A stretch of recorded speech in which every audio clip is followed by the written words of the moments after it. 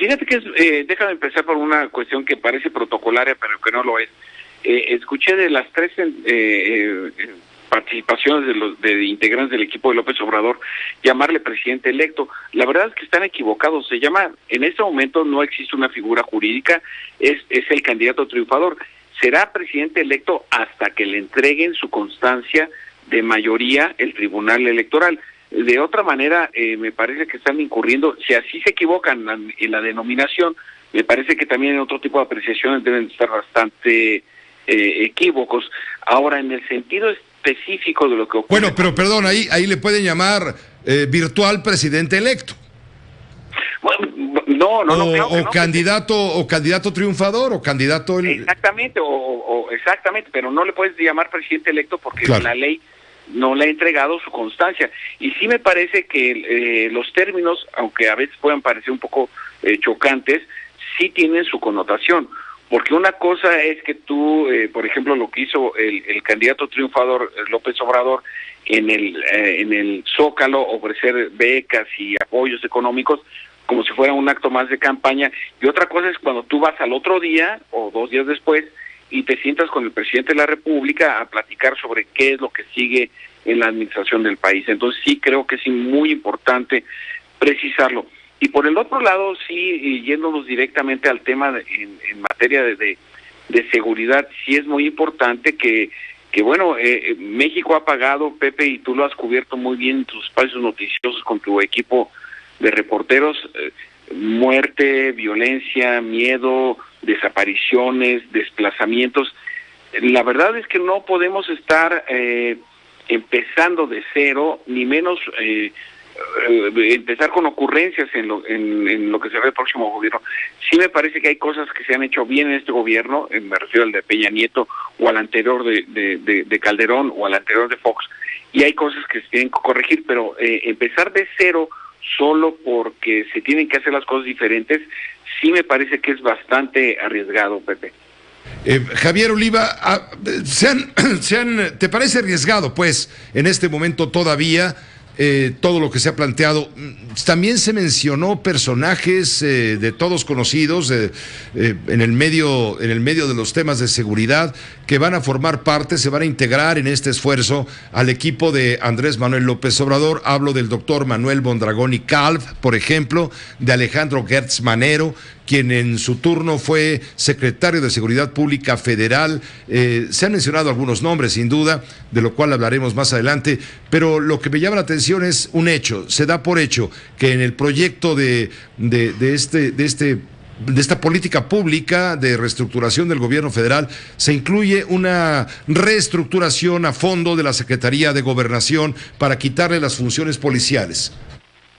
Sí, aquí estaríamos retomando un proyecto que viene del sexenio del presidente Fox, es decir, aquí habría alguna afinidad político-administrativa con un gobierno panista, que ese no es el problema en términos ideológicos o políticos, pero lo cierto es que una Secretaría de Seguridad Pública tendría que ver más con un asunto de prevención que de corrección, y sí me parece que desde hace muchos años en nuestro país hemos puesto el acento en esta política de imponer la autoridad, imponer la fuerza antes de la prevención, y por eso las Fuerzas Armadas han tenido un papel tan importante y fundamental, me parece, para preservar la paz social en el país, y que no ha sido lo suficientemente valorada. Ahí está congelada casi la Ley de Seguridad Interior en la Suprema Corte de Justicia de la Nación, aunque ya fue promulgada por el presidente de la República, y sí me parece, Pepe, que se requieren de ciertos elementos que nos permitan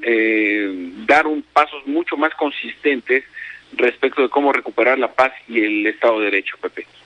Javier Oliva, por cierto, señalaba Alfonso Durazo, propuesto para encabezar la Secretaría de Seguridad Pública como tal, propone que los cuarteles, es decir, los soldados regresen a los cuarteles en 3 años. ¿Lo ves viable?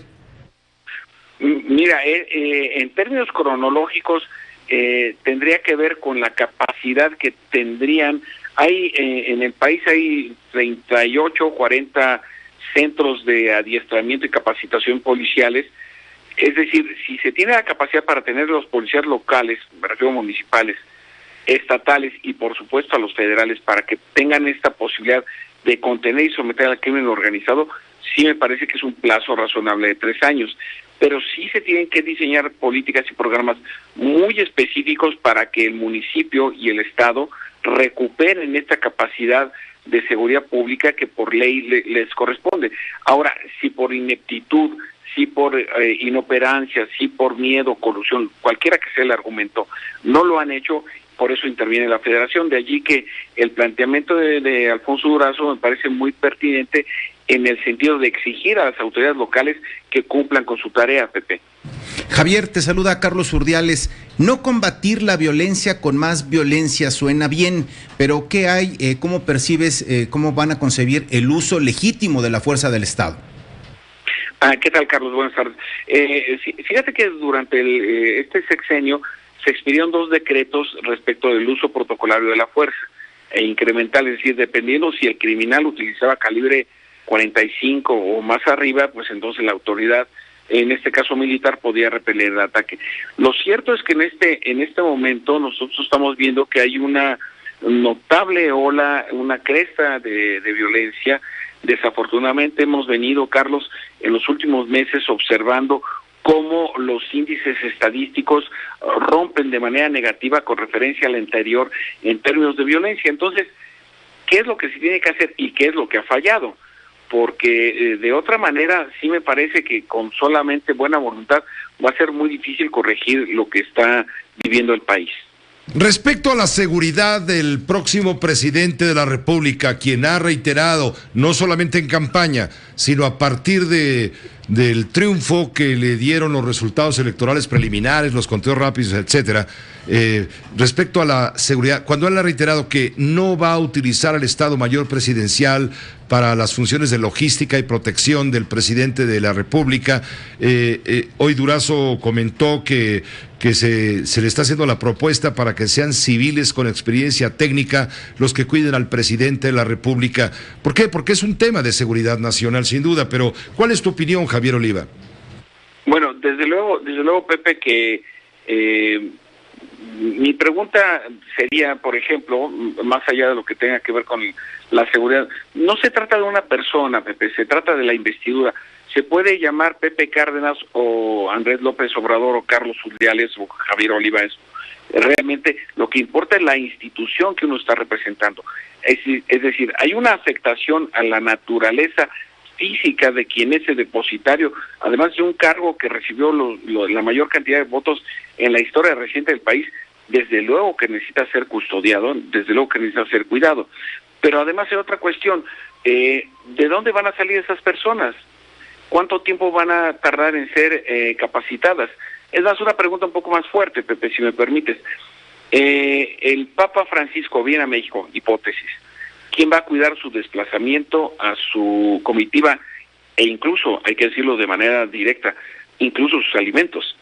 Entonces, el Estado Mayor Presidencial de nuestro país está certificado a nivel internacional como uno de los mejores, y además, si nosotros no tenemos esta capacidad de custodiar al presidente de Uruguay o de Estados Unidos o el de Cuba o el de Rusia, aquí no pueden entrar armados, porque precisamente el Estado Mayor Presidencial tiene los recursos de fuerza física para poder repeler cualquier ataque o intento de ataque o vulnerabilidad a representantes de otros países y estados. Entonces, sí creo que hay todavía un poco el calor de la ocurrencia, de la campaña, de vamos a ser diferentes, sí, pero sí me parece, y Olga Cordero lo señaló muy bien, me parece que el día de ayer, sí, claro que se tiene que contemplar, por supuesto, una seguridad personal, no solamente al candidato triunfador, sino además a su entorno más inmediato, Pepe. Ciertamente, y también está el tema del CISEN, el organismo de inteligencia en seguridad nacional de la Secretaría de Gobernación, que ha dicho López Obrador, habrá de desaparecer.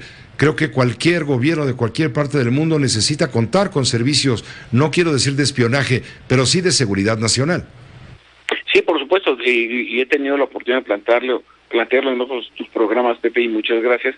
Desde luego que cualquier democracia necesita sistemas y aparatos de inteligencia y de estudio de los escenarios futuros, que para eso justamente sirve la recuperación de información. Es decir, ninguna democracia puede subsistir sin este tipo de sistemas. A lo mejor le cambian el nombre, digámoslo así, o su estructura, e incluso su ley orgánica, pero no puede prescindir el Estado mexicano en ningún otro, democráticamente hablando, en donde la inteligencia y los servicios de información formen parte fundamental de cómo se inhibe o desactiva una potencial amenaza, no digamos a la democracia, sino a la convivencia cotidiana de los ciudadanos en nuestro país. Pues te agradecemos mucho, Javier Oliva, el hecho de haber tomado la llamada, haber comentado, ayudarnos a entender lo que está pasando. Todo está ocurriendo con una enorme velocidad y tenemos que ir poco a poco desgranando la información para tratar de encontrarle, por supuesto con el análisis de gente experta como es tu caso, tratar de encontrarle la salida a todo esto que ahí viene. Muchas gracias, Pepe. Aquí lo importante es que las ocurrencias o las improvisaciones no sustituyan a los planteamientos de fondo que pueden afectar a la democracia en México. Porque queda claro, ¿no? Al presidente de la República no solamente lo puede cuidar el pueblo, nada más el pueblo. Ni los camarógrafos tampoco.